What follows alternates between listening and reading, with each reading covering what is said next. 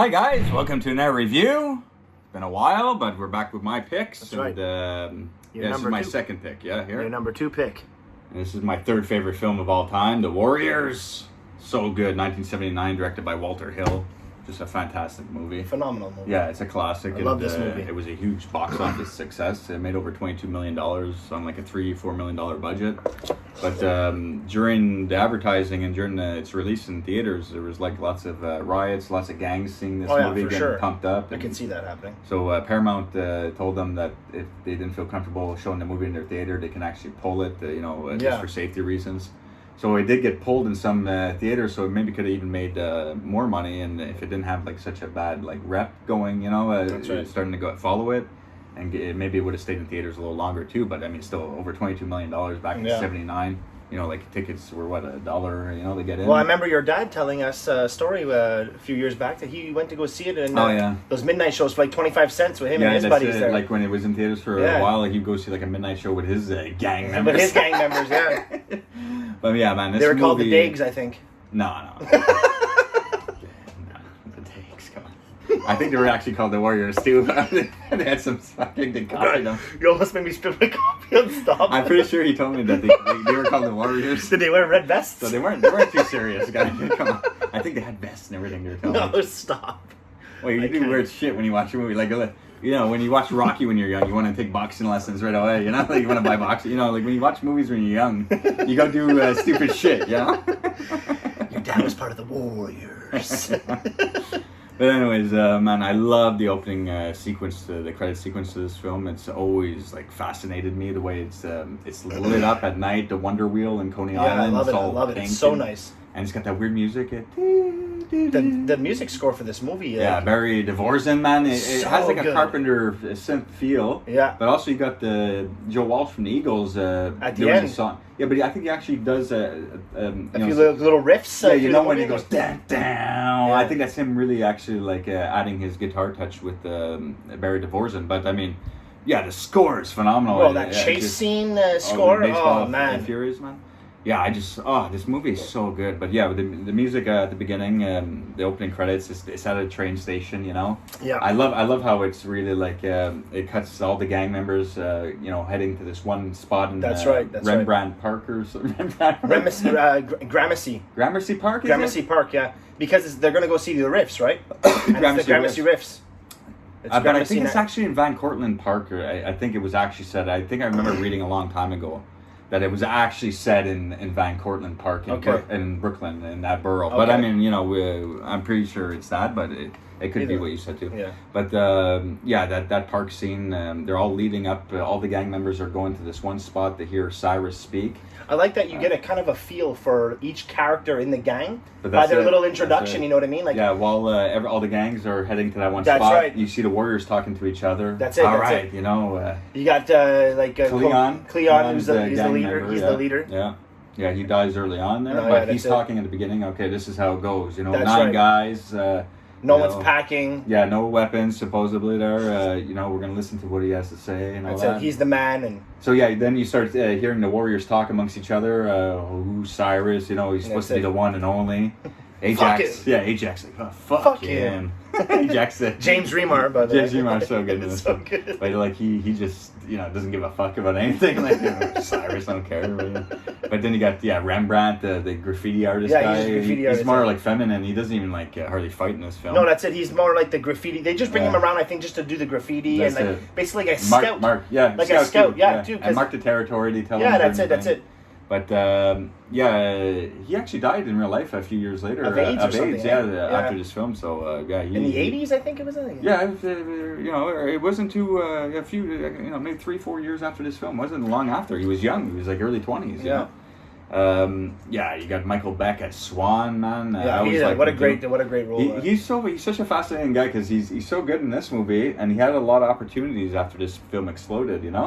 And it's so funny, I always remember reading up on all these actors, and for him, he says, the Warriors opened up a lot of doors for me. Okay. And his next big picture was with Paramount as well, and it was Xanadu, that weird Olivia Newton-John. I've never even heard of it. Yeah, it was her big movie after Grease. Okay. And it was his big movie after the Warriors, so they both started in Xanadu in '79. And this movie's like it's like an acid trip or something, but it's so strange and weird. I enjoy it, but it was such a big bomb, and you know, he's like, the Warriors opened up so many doors, and Xanadu closed them all up. You know, like, a year later, you know, he's like, my career was almost done. But he still did some good TV movies and all that stuff. I mean, well, I could definitely like picture him in like some other movies. Oh, he's a good actor. Yeah, he's good. And if you really go back in his early days in the '70s, he was used to do a rehearsal thing with Sigourney Weaver for the film Alien. Oh, really? Yeah, he was used as like the Michael Biehn character just for like a short, you know, like to see if they would, you know, just rehearse it, whatnot. And they were so impressed by that he ended up getting work later on for this type of film and stuff like that. But yeah, so after all the great music and the train sequence, the title's all done, they all spoke to each other. You know, the train like goes to the darkened tunnel. Yeah, that's directed by Walter Hill. We're at the park, you know, all the gang members are all there. And, that's right. And that's where you first see Cyrus. Which is an interesting story too, because the Walter Hill says that they actually hired someone else, and who's an actual gang member, and he like disappeared. You were telling me he never showed up to set him when he was supposed to. They couldn't get a hold of this guy. He never contacted them ever. So they have to recast that Cyrus. I mean, but can you picture anyone else? No, honestly, this guy, I don't even know if he did anything else in his life. He's so good. Because like a lot of the actors, like they didn't really do much after. You know what I mean? Yeah. There was some, but this is one actor. Like I never really see him in any other movie. But I could not picture anybody else do this role. What an iconic role. Can you dig it? Even inspired the Eminem D12 video, That's fight right. music. I think they're talking like that. You know, you remember? But yeah, little piece of turf. When it is all our turf. Look at this. We got the Moon Runners right next to the Van Cortlandt Rangers. Nobody wasting nobody. And that's a miracle. And miracles are the way things ought to be. I love this guy, bro. I think he might be like a preacher at some church or something. Well, everyone's digging him for the most part. No, that's it. Like, even some of the Warriors are really chanting. That's it. And Ajax looks at one of them. Is like, he's going to get all the fucking gang members to start singing Kumbaya in the park. And they're going like, because he's like, you know what, we take over one borough at a time. He's like, that's 100,000 members. But there's only 20,000 cops in the whole city. Now, can you dig it? But what's great is he's giving this great speech. He's making. I know all the there's only 9 members from each gang there, but there's still a lot of members. There's like whole park is looks like 1,000 people almost. You know.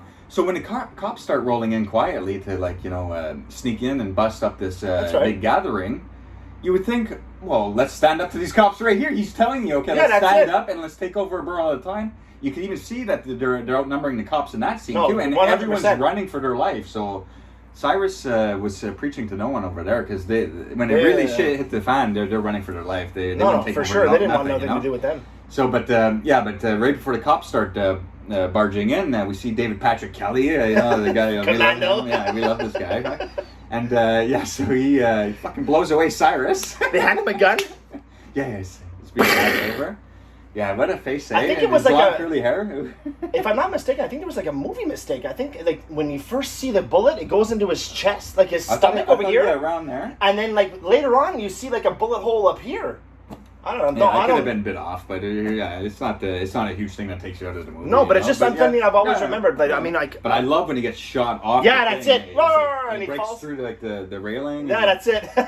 And then everyone's freaking out. The cops start barging in. One of the Warrior guy, a Fox. Fox sees him. And that's where he's just like, the Warriors. That's right. The Warriors did it. Yeah. Well, no, he didn't say that right at that moment, but he goes to shoot the Warrior guy. Yeah. But he's so stupid. Like, you're pulling out the gun and starting shooting people while everyone's like, maybe watching you now, you know? No, that's it. Because maybe everyone was distracted when he was able to hide around his gang members to get a shot off, okay? That's right. But now you're just going here and here? Like, come on. So, the lights get the shot on his face there, and it blinds him from shooting Fox. All the Warriors stick together, but Cleon says, "Okay, go against the crowd." That's right. Fucking Remar's breaking through the fence. He's punching the fence. Fucking kicking it. They all go through the fence. Yeah, Cleon goes and checks, see what happened to Cyrus there. Yeah, he actually did a good thing, man. He was going to see what happened to Cyrus. He just wanted to be like a good brother. He was liking what he was hearing. And, that's it. He was all for it, man. You can almost feel like Cleon would be a good member for the Riffs. To no, join. absolutely. He would be one of the good. Yeah, and especially with the martial arts he was doing. You know what I mean? Like he gets outnumbered by all the Gramercy Riff guys, and that's it. They're getting good elbow drops. Yeah, they're getting the elbow drops there. But before that, he's taken out all the David Patrick Kelly gang. Yeah, he was fucking them all up. They didn't stand a chance. The Warrior. That's where he goes. The Warriors. No, and he comes running like a savage. He just strolls them all. Fucks these guys up. Then they come with their elbows, Macho Man Randy Savage. But they just run with this news as if that guy's a big trusted source. This rogue guy, like David Patrick Kelly's. So the Warriors don't even know that they're wanted. In connection to killing because the Gramercy Riffs are supposed to be the biggest, toughest gang in New York City. That's right. So they killed the leader supposedly. So while they busted out of that spot there and they're heading through a graveyard. That's right. And they realize everyone's there except for Cleon, whatnot. That's where they tell him, mark the spot, Rembrandt. And he goes and does a big W on some poor dead person's grave. Yeah, I know. And I thought he would have some better artistic skills. No, I know, that's it. Just a W. W was here. That's what I said. This guy is completely useless. He can't fight. I know. His graffiti skills are fucking shit. I know. They maybe should have brought someone because you ever played a video game for PS? I played it but I never got far though. I never really got far. And they released it for PS4 too. You can buy it, for like $9.99. It's just such a fun game, and you can play 2 players too. Okay. It's just so fun. But do you actually see in their layout in Coney Island before and all that and after? It's just great. It's just great. So back home they must have a huge gang and a lot tougher guys. So it's curious. There's another guy too. Maybe the guy who's running with Remar there, not Vermin. Cowboy. Yeah. Him too. He's a bit useless at the No, times he too. definitely. But for the most part, they can handle themselves. No, that's it. Well, except for Rembrandt, he can't really handle anything. No, but this is like 7 out of 9 could do some good shit there. But I mean, so they're on the run in every gang in the city, And they don't even know. No, they don't even know because they even get the word out with that girl from Carmen Sandiego. There. Yeah, that's it. She's like the radio host. A DJ. Yeah, DJ. Nowhere to run to, baby. It's a nice montage though when they're running, to get to the subway and all that. But right before that, they have a big meeting, the Gramercy Riffs, and I guess like the underboss, that's it. Comes in with like a shiny, glimmery black. This guy looks like he means fucking business. Yeah. This guy. Who are the Warriors? I want them. The Warriors. It's so good, bro. Well, he kind of reminds me of Fender from Cyborg with that big jacket. I know. And just the way his crew is all laid out. They're in line. They look like they practice martial arts every day. They're in some like underground parking lot. It's just excellent. It's just the locations, the New York locations. Who are the Warriors? Yeah. I want them all. All the Warriors. Alive is possible. If not, they're wasted. I want them. He's so good, bro. When he talks about the orphans, they're not in our network. But they rumble anyway. But I say when they're on the road trying to get home, the Warriors from the Bronx to Coney Island, there's a lot of like scenes with like the Rogues, David Patrick Kelly. That's we'll right. Get a scene with them. Bro, they're so good. Yeah, no, but we'll get into all the scenes. I just wanted to say the layout though. Is we'll get scenes with his gang, and then we'll get scenes with Gramercy Riffs on updates on gangs that are going after the Warriors. We'll get some scenes of the DJ hosts, like talking messages. Oh, you're looking good, Warriors. That's right. It's basically like the Warriors are like they said 100 miles from home, and they gotta bop their way, which means fight their way like through all the gangs. But they don't know that they're wanted at this point. Yeah, even with the Turnbull ACs. They don't know that they're wanted. Yeah, because we get this nice montage That's right. of them. She's like, okay, this one's dedicated to you. And it's like that, nowhere to run. And it's raining, I just love the New York 70s shots in this film. It looks great. Even the chase in the park, like all the shots. I love New York movies in the 70s. And so we get all the but what did you want to say about the Rogues? The part where Patrick Kelly's on the phone and he's telling somebody. Oh. And then the guy's like throwing out the candy bars. Yeah. And he goes like, "Hey, you gonna pay for that?" He's like, "For what?" No, He like throws it at her. The candy bar. Yeah. Psychopath. No, that's it. You get like little clips of their gang. Yeah, that's it. And he's like, well, we should be going look for them. It'd be, do us some good. Yeah. But he has this like little sidekick who's always worried about everything. And he's like, remember?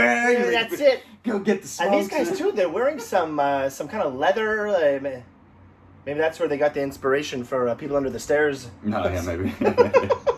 But so they head to the subway, but they're waiting for the actual train to come. They don't want to wait on an open a platform just in case, because there's supposed to be a united truce with all the gangs. That's right. No one's going to waste anyone on their turf. But now that the guy's been shot, they don't know if the truce is still standing. That's right. So they don't want to be caught on an open platform, nowhere to run. That's correct, yeah. So they're waiting on the lower part, waiting until they can hear the subway, and that's when the turnbull ACs come on the big bus. That's the scene that kind of reminds us of Judgment Night. That's right. Like that shot. It also reminds me a little bit of like a Mad Max. Them fucking people. Oh yeah, for sure, yeah. They're psychos, and they got a fucking like hubcaps and they're like, where's the cops for fuck's sake? Like, imagine seeing a bus full of these. One guy's sitting on the roof with chains. Yeah, that's what I'm saying. It's like Mad Max, bro. He's got any crazy fuck. It's like Bennett from Commando in Mad Max. He's up on the fucking car, like he's got his little buddy all tied up. But I like that. So they all start running, and Ajax, he's like, oh, what are we running for all the time, He's like, we could have took them, Yeah, that's it. He just wants to fight everybody, that fucking guy. He doesn't give a shit. Even at the end, he almost gets hit with a piece of 2x4 or something. Yeah. He gives him the finger like that, and it comes and smashes against the wall. Yeah, that scene. Yeah, the turnbull. Yeah, because they're driving, but lucky, I don't understand why they didn't just stop right there. They kind of drove a bit, but I mean, movies, But yeah, it's a nice chase when they get off the bus and run through the subway. And that's right. Everyone's like on the platform that is just like civilians, They're like, what the fuck is happening, All these guys are like just jumping over and they're getting chased. And the Warriors are lucky the train ended up moving, that's it. Like the door closes just in time and they're like, they're giving them the finger. And, imagine the train stopped though, like for some emergency. That's it. The door's open. Oh, fuck. But they get away for a few stops. They think they're home free. They're all laughing. And there's a big fire. I think they tell Rembrandt, how many stops to Union Square? I mean, he can't really count anyway. No. Cochise is like, no, that's too much high math for Rembrandt. He can't count that high. These guys are having a grand old time. You know what I mean? Yeah. And Swan's serious though. He's like, when we made it, that's when we made it. Yeah, that's right. But it's true though, because you don't know what's gonna happen, man. Oh, I forgot to even mention the little thing before all this in the graveyard after the big problem in the park is Swan and Ajax, Michael Beck and James Remar have a little. An altercation for like war chief. Yeah, warlord. Because Cleon's missing their leader. That's right. Supposedly it's supposed to be Swan second command, but Ajax wants to be. Yeah, he's just like, why can't I be warlord? Yeah. So they're like about to fight. They're like, okay, break it up and whatever. So Swan is kind of like the leader throughout the thing. But the funny thing though is Fox, they're the guy who gets killed in the metro. That's right. In the train tracks. He was supposed to be like the lead in the film. He was supposed to be Fox, not Swan, but Fox was supposed to be the lead. Walter Hill hired him, for first and had him at the house. Showed him tons of movies at. Oh really? Yeah. No, honestly, I didn't even know that. This guy right here. But he's also in John Carpenter's The Thing. Windows. No, that's right. But this guy had a bit of a beef with Walter Hill early on when Walter Hill really liked him, though. I'm not exactly sure what happened. Some people say he offered him a drink, and the guy, Thomas Waits, refused rudely or something, and it kind of rubbed them the wrong way. And then during filming, they kind of were, things weren't working out. So, and another thing, Fox was supposed to be in the movie. He wasn't supposed to die. And it was supposed to be him with the Mercy, the prostitute there. Wow, okay. That was supposed to be that whole side story. But when it got so bad on set between the director and Thomas Waits, he's told the stunt guy, find out, but it's a cool train kill. Track kill. But then the cop there, he's up for murder for killing him, kicking him right into the fucking... well, you never find out anything about that, but yeah, of course. But, I mean, they're tough, they're like having a big wrestling match on that platform, and it could have happened.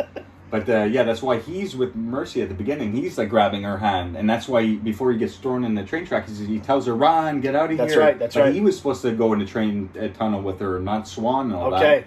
But throughout the filming, they felt that Swan was the big lead character, and he was better off to be with the girl, and all those scenes went to Swan, and Thomas G. Waits got killed off. Wow, I didn't even know that. That's crazy. That's crazy. And he's still uncredited to this day. He refuses to get his name put on the credits. Wow. You'll never see Thomas G. Waits as Fox in the credits. Nowhere. That's crazy. I didn't even know that. It's such a weird backstory. But anyways, but I mean, that was a little just up ahead, because once they're on the train, they get caught up at another platform station because there's a big fire. That's right. And they're like, even Fox at that point, he's like, we should maybe worry about who set those goddamn fires. Set those damn fires. That's it. Maybe they're trying to derail them from getting home. That's right. So that's when he passed through the orphans' territory. That's where you first get the Mercy character. Yeah, and they're like, where are you going? Where are you coming from? We're at that big, get together at the park. Wait, you think the orphans are with it? Yeah. How could it be? They write about our raids in our paper. Oh yeah, they're so scared of you. They're like, hey, well, how could it be a big get together if the orphans were invited? I didn't really miss anything. yeah, and they're like hanging up on the roofs and but shit. But even Fox is up front with Swan at that moment. That's it. He was supposed to be an upfront member throughout the whole film. But and then Mercy gonna let every gang just walk on through. Just like, give me one of your vests. Yeah. You get another one, man. Yeah. and he's making the guys look like chumps, because she's that's it. And he's like, I should have slapped your mouth the moment she opened it. She's like, well, why didn't you? That's right. She's like kind of showing that these guys put them in their place. So like they're not really like get lost. But they still she's got one eye. But his sidekick has a big like yogi afro there. And then they all run in. So they're like, oh, fuck it, let's just walk through this lady fuck's territory. Yeah, that's right. Because the guy says, he's just like, take your leathers off, take your clothes off, and walk through as civilians, because if not, I'm going to have to come down on you. Yeah. He's like, fuck you. Fuck you. And he goes like, and they all go running in. Yeah, that's it. But then while they're walking through, Marcy starts like following the warriors. She's more interested in them, Maybe I'm looking for some real action. And Swan takes her and put her aside, and the orphans come running.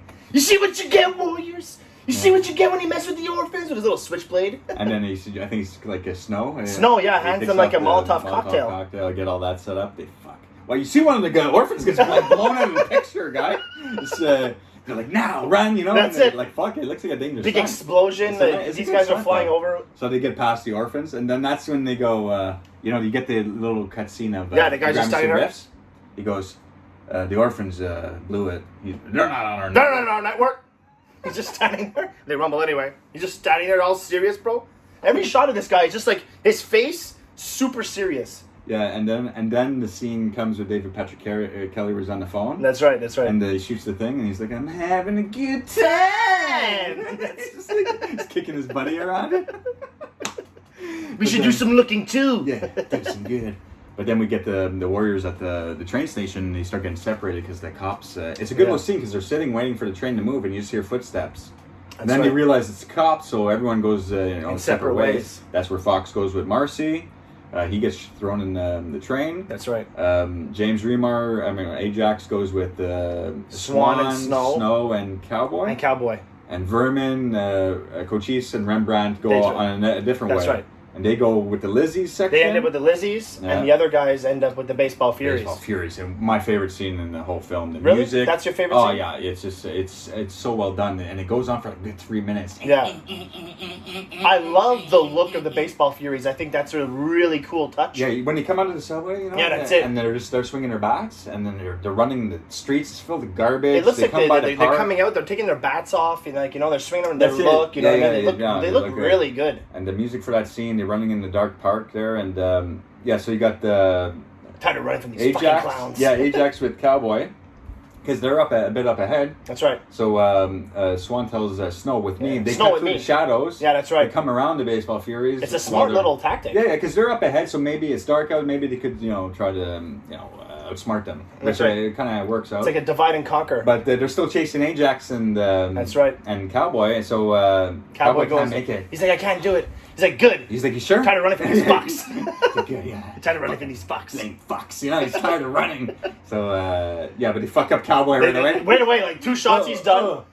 And then it's the main guy with the yellow fucking paint.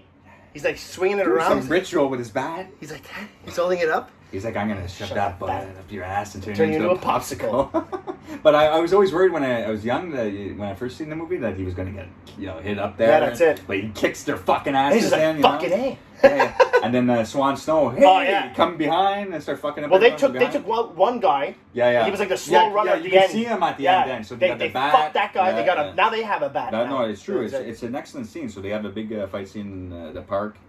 They get through it, but then I was happy Ajax didn't get fucked up, but then he's out of the movie like 5 minutes later. Yeah, that's right. He sees a girl sitting on a bench. So I guess it's an undercover cop looking to catch some gang members. It's just a weird undercover thing. But so he gets caught up with a girl late up at night, and he says, "Go on, I'm gonna get me some action here." Yeah, that's it. And Swan's like, "You're never really that smart." He's like, "I'll tell you something. I'm smart enough." And he goes back, gets some action, and the other guys start walking, but Snow and Cowboy are like, oh, we better go check on him. Because he saved his life, basically. Yeah. Cowboy says, like, you saved my life. I think maybe this is where some rewrites started happening, because this is where Swan goes off on his own to the back to the train station. That's right. He sees Marcy by herself. She got a jacket, she stole it, you know what I mean? Took off a clothesline. Real bad chick. But they go into the train station, and a cop is still walking around there, so they have to head into the tunnel. I've always liked the look of that too. They go right into a train tunnel. Reminds me of like the Ninja Turtles. Yeah, I always love like locations like that. You know, it's just great for films. But also, like we said, the other guys get caught up with the Lizzie chicks. That's right. The train station. They get brought back to their hangout.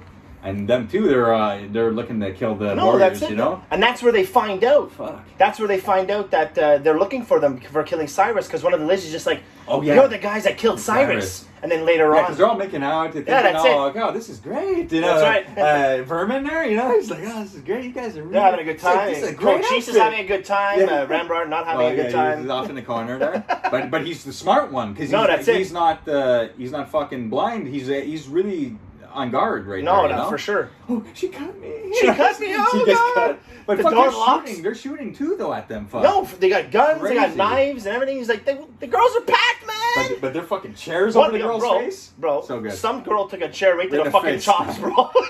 I think it's Vermin, right? He goes crashing through the fucking door, guy. It's so good, man. I love this movie. It's just so entertaining. It's really great. But but that's where they find out for the first time that everyone's looking for them now. That's it. Everyone's looking for them. Because the girl's like, you're the guys that shot Cyrus. What? Yeah, and they're like, what are you talking about? What? Yeah, we're just trying to get home, and now, now we're fighting for our lives, okay? That's seriously, right. You know, like, it's crazy. But, so once they get out of there, they head to back to Union Station. That's right. And, Swan is there, but he's being followed by, like, a roller skater. That's right. You know, around, and... in, like, some overalls. Yeah, but he's by himself at this moment, right, that's right. But then you see Snow come in with the cowboy. But the girl, even Marcy's like, hey, that guy's following you over there. And that's it. He looks like he wants to fight you. Him and his buddy's there. And he's just like, yeah, I know. I know. But now that they know that I know. Yeah, because she's like, see them over there? Yeah, over there. He's just on roller skates on the wall, looking over at them. So stupid. But man, in the nick of time, his buddies come. You know, that's right. They get gives him Snow a little look. With cowboy, and then good the guys from the Lizzies too that were fucking. But thank God, like thank God, let's thank God that Swan had Snow there, because like this guy really fucks people up. No, for real. Cochise though. Cochise is fucking great.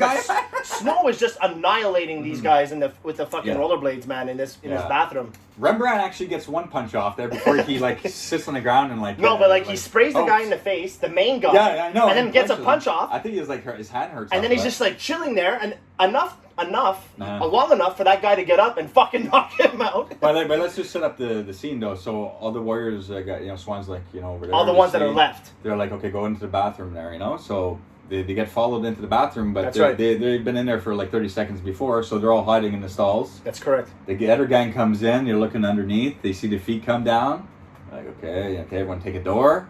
But then, the Rembrandt spray paints his eyes. That's right. Everyone takes a man kind of thing. That's it. I think Cowboy gets fucked up a bit again. Yeah, really. No. This guy, Rembrandt and Cowboy are the worst, bro. They get like I said, lucky for fucking. But even Vermin gets shot in the in the window. Oh, fuck, he takes a pretty hard hit there. But also, but Snow is fucking kicking people through the door. And Cochise with the Swan. bat. With the bat, that one guy. And then Snow comes with the bat after. Bro, Cochise punches that guy right in the face. But he smacks his face against the wall, and then a bat. And then but it's funny because like we just watched that scene just like for a little refresher, and we saw Snow in the window in the mirror. He's just standing there. You could see him like waiting for. Yeah, he's just waiting for the big fucking swing, my boy. He just put that guy right out of the park. And that guy looked like the weakest of the other crew. That's their Rembrandt. And he got the worst.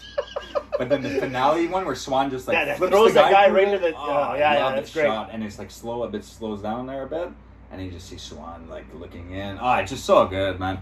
But yeah, man, they're really getting beat up and tired out here. Yeah, for sure. It's almost like morning now. They all head back on the train. They're almost back home on Coney Island. And there's a weird little scene where like a big C.I. Coney Island. But there's like some people on their prom or whatever. Their prom, yeah. And the prostitute girl Marcy there, she's like she's looking dirty and stuff. She's been through. They're the all tunnels. looking dirty. Yeah, These guys have been through the ringer, man. But the kids like notice them and they're like looking at them and they stop talking to each other and Marcy goes to try to fix her hair to make herself more presentable. Like Swan stops her. Yeah, he's like, don't no, ever. You don't have to fucking impress these people. You don't have to impress them. You are who you are. That's you don't have to feel bad about it. We had a fucking terrible night tonight. No, that's it. You know, you don't have no fucking excuses. You know, so who the fuck are these guys to judge? So she closes her eyes. When she opens them, they're gone. But they drop like one of the flowers, and he picks it up for her. So they're kind of see the soft side of of Swan. Yeah. And they went to the Xanadu. So good. But he's a lover at heart, that guy. Yeah. But when they show up and man, you feel like how tired and beat up they are when they hit Coney Island and the sun's hitting them and they come off. It's like the last station, you know. And they're on the beach and it's so grimy looking Coney Island and but the rogues, David Patrick Kelly. This is like one of my favorite fight scene is the one in the bathroom. But this ending scene it's awesome. It's iconic as well. You know? And the fact that you said it that it was improvised. But right before the end though, we get another shot of the Gramercy Riffs where they bring in a guy who was at the shooting. That's right. And this guy's actually seen who really did it. That's it. While this is going on too, the Warriors are getting let off the hook here, and now rogues are wanted. But they don't know that they're on the hook now. And the rogues didn't even follow them. It. They really fucked up. So they're there waiting for the Warriors, and they're all in the beach, like around the beach area, and they go underneath to get weapons because they hear David Patrick Kelly. Warrior. Warrior. Bro, he's about to bust a blood vessel in his face. He's so fucking red.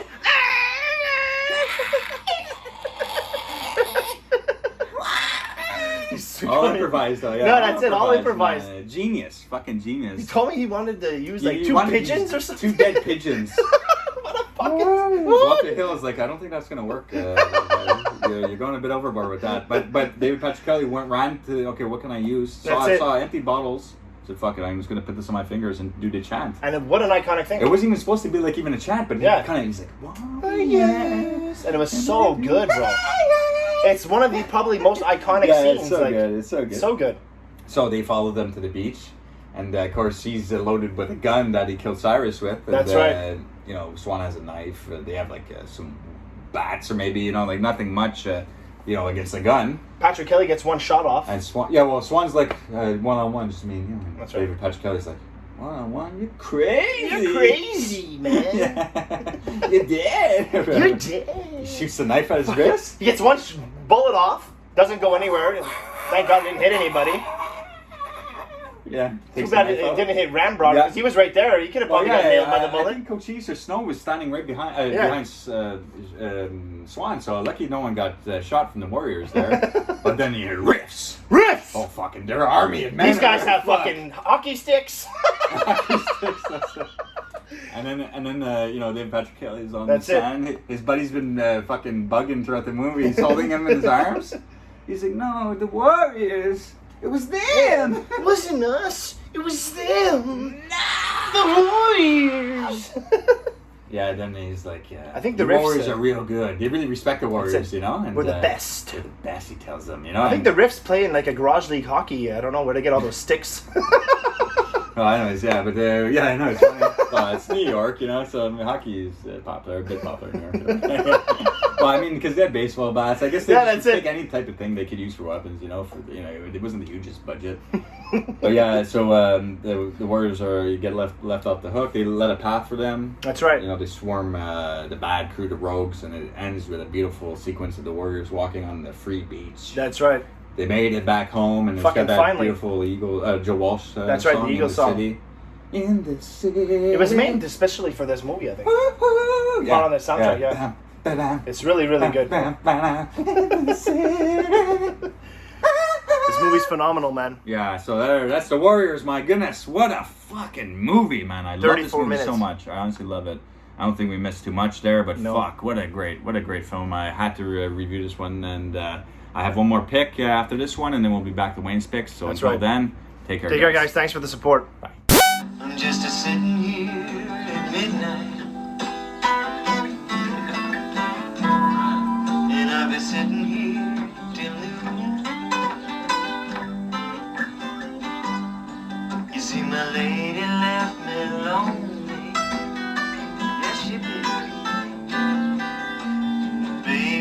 nightmare blue.